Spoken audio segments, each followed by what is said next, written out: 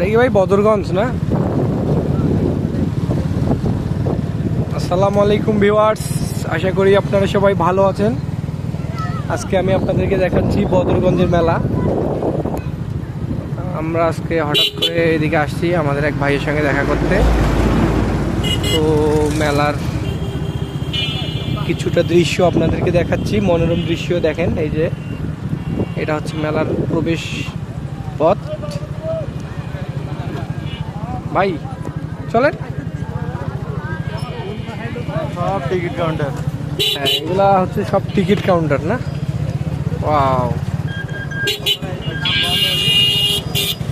এটা হচ্ছে বদরগঞ্জ মেলার গেট। বাণিজ্য মেলা।